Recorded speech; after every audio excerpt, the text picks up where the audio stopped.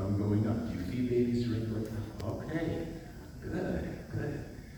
Well, what happened a few years ago? This study came out in 2012. Transfusion-associated necrotizing enterocolitis, evidence of uncertainty. Well, there were a few studies that showed that with transfusions, the rate of necrotizing enterocolitis was significantly increased. And it was thought that this was causal, that the transfusions actually caused the necrotizing enterocolitis. And so with this, and with this fear of necrotizing enterocolitis, feeding babies, many neonatologists stopped feeding babies during transfusions, before, during, and after transfusions.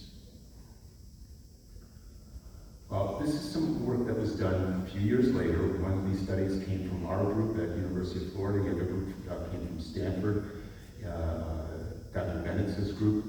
And the title of these is very interesting. Half red cell transfusion is not associated with increased risk of necrotizing enterocolitis in premature infants.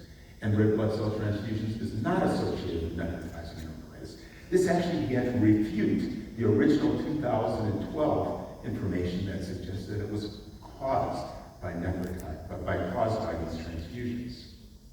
So that's one point to remember, is that it may not be causal. And then we had Rami Patel's studies that showed that red blood cell transfusion, this was a large study, in a given week was not significantly related to the rate of NEC. More likely, these NEC incidents were associated more with the anemic component, the babies being anemic rather than the transfusion itself.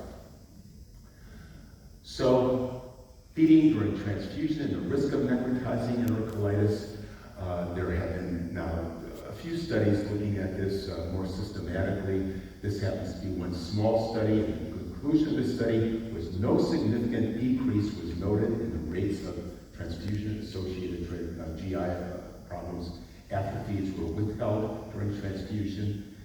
Further studies are warranted to explore the relationship between feeds during transfusion and NEC, but I think for the most part, the evidence that we have with a lot of experience now with feeding these babies is really supporting that we can feed these babies who are getting transfusions. Human donor milk